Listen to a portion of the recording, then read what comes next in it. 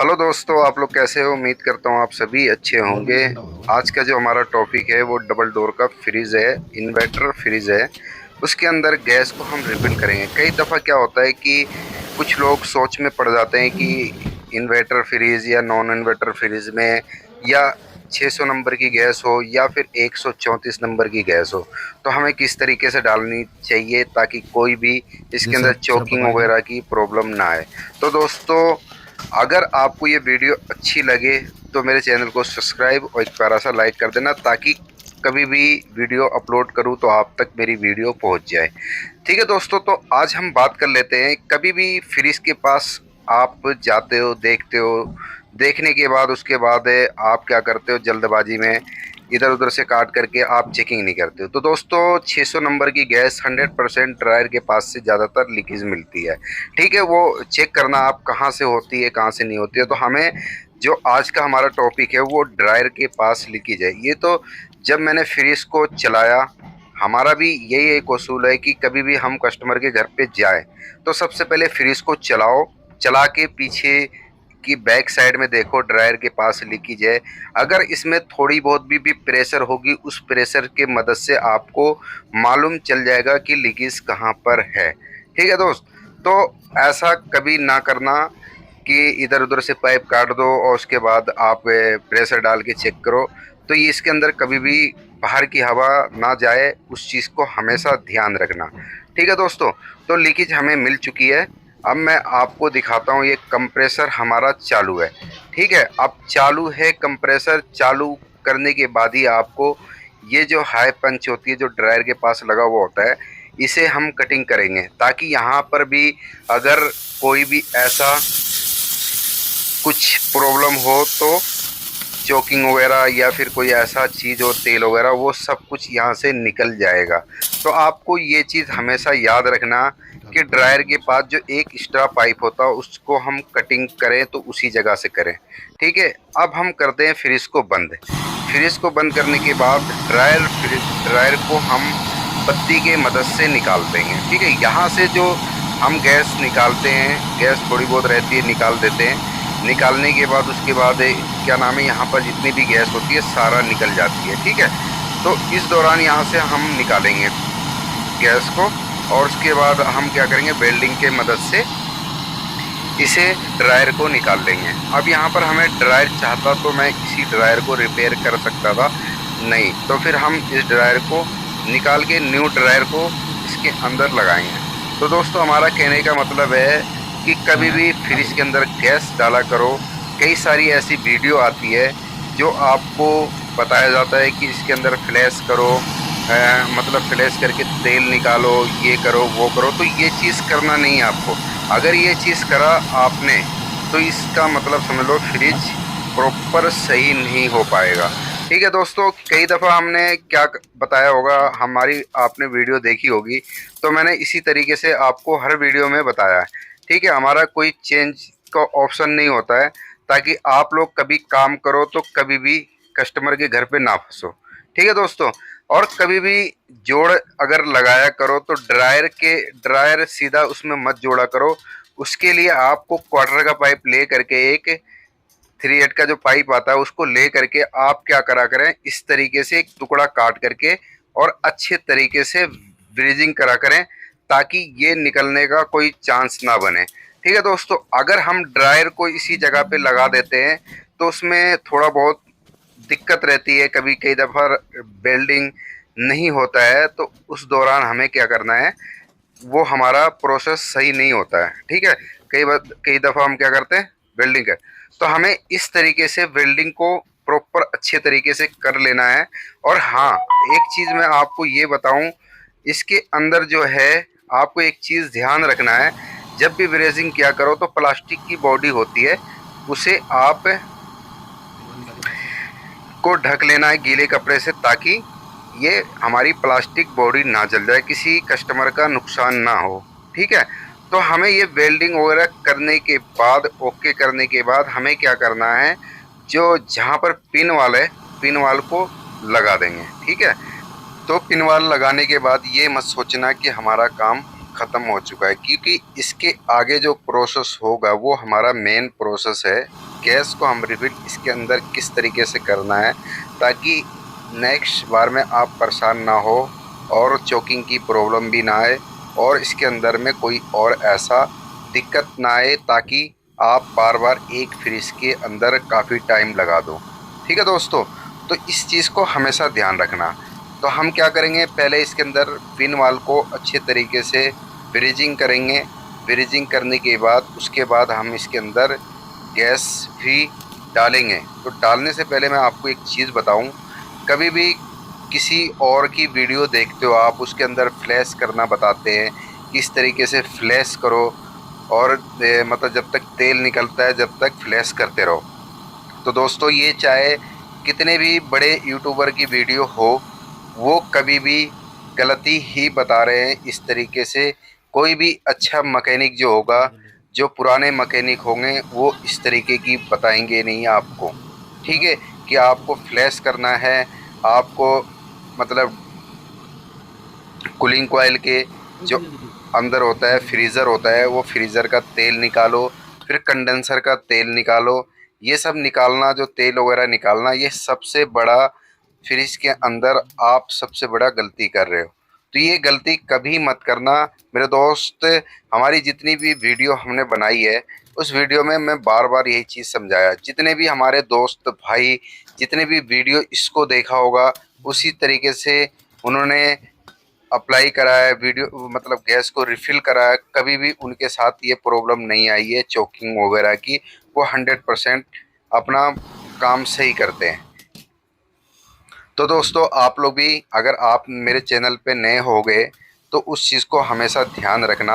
एक बार हमारे प्रोसेस को करके देखो, किस तरीके से गैस डाला हमने और किस तरीके से आपको डालना है। जिस तरीके से मैंने डाला उसी तरीके से आपको डालना है। कभी भी आप लिख के ले लो, कभी भी आपके फ्रिज में कभी भी प्रॉब्लम नहीं आएगी। तो ठीक है दोस्त, तो इस तरीके से हमेशा एक चीज़ याद रखना कि अपने फ्रिज के अंदर कहीं भी फ्रिज काम कर रहे हो, किसी के घर पे भी काम कर रहे हो, तो अपना समझ के काम करना, जल्दबाजी मत करना और सही तरीके से काम करोगे तो आपके साथ दिक्कत नहीं आएगी। तो दोस्तों हम क्या करेंगे, जो हमारा पिन वाल की उसको हम ब्रीजिंग जो करेंगे उसे हमें अच्छे से करना है, ताकि इस पर ज़्यादा हीटिंग भी मत देना। नहीं तो इसमें दो चीज़ होते हैं, एक कॉपर होता है, एक पित्तल होता है। उसकी जोड़ हटने के बाद फिर बाद में दिक्कत आती है, तो उस जोड़ तक आपको नहीं लेके जाना है गर्म हीट को। ठीक है, तो दोस्तों हम इसे कपड़े की मदद से ठंडा कर लेंगे।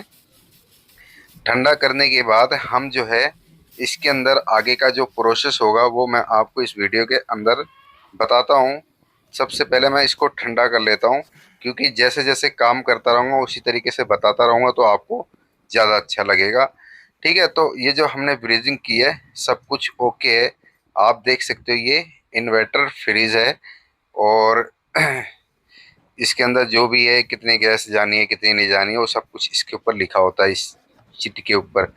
तो हम इसे ठंडा कर लेते हैं। ठंडा करने के बाद हम इसके अंदर पिन लगा लेंगे।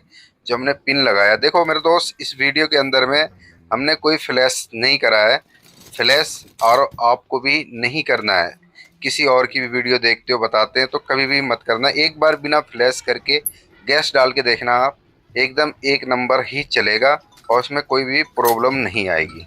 ठीक है, तो हम इसे क्या करेंगे, सेल्फ वैक्यूम करेंगे। सेल्फ वैक्यूम किससे होगा, वो जो आपके पास कंप्रेसर जो फ्रिज के अंदर लगा है उसी कंप्रेसर से हम सेल्फ वैक्यूम करेंगे। कुछ लोगों का कहना है कि सेल्फ वैक्यूम करना गलत है इस कंप्रेसर से, ये वो।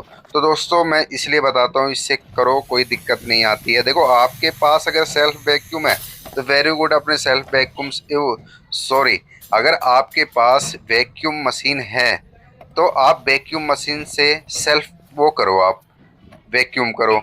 अगर नहीं है तो हमें मजबूरी है कि हमारे पास 7-8 हज़ार रुपये नहीं है, तो उस दौरान हम क्या करेंगे, सेल्फ वैक्यूम करने से भी कोई दिक्कत नहीं आती है। ठीक है, एक आग अगर 100 फ्रिज हमने काम किया है, उसमें 2 फ्रिज में दिक्कत आ गई तो उसे रिपीट कस्ट वो हमारा कोई उसमें दोस्त नहीं है, उतना तो हम झेल लेंगे। अगर 100 के 100 में 80% आती है दिक्कत, तो उसमें आपका ही नुकसान है और घटा है, क्योंकि हमने कभी भी सेल्फ मशीन नहीं रखा है और मैंने इसी से ज़्यादातर करा है, किसी भी फ्रिज में दिक्कत नहीं आई है। ठीक है दोस्त, सबका बताने का तरीका अलग अलग होता है और हमारे बताने का तरीका अलग है। आप इस तरीके पे एक बार काम करोगे कभी भी प्रॉब्लम नहीं आएगी। ठीक है, तो जैसे कि आप देख सकते हो मैंने एक अब सेल्फ वैक्यूम कर रहा हूँ, थोड़ी देर करूँगा मैं। करने के बाद आपको क्या करना है, ये सारा करके उसके बाद आप जो मैंने एक्स्ट्रा पाइप ड्रायर के पास दे रखा है वहाँ पर थोड़ा सा आग लगा के देखना, ताकि ये अगर इसके अंदर से हवा निकलेगी तो निकलती रहेगी थोड़ा थोड़ा।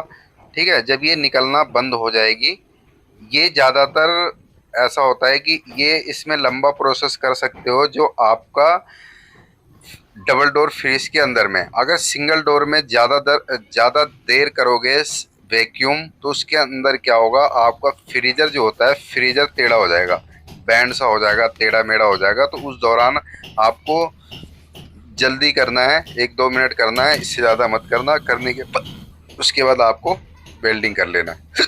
तो हम इसे अभी वेल्डिंग करेंगे, क्योंकि मुझे इसके आगे का जो प्रोसेस है वो मैं आपको बताऊंगा, क्योंकि मैं इसलिए ज़्यादा देर नहीं कर रहा हूँ, क्योंकि मुझे गैस उड़ानी भी पड़ेगी।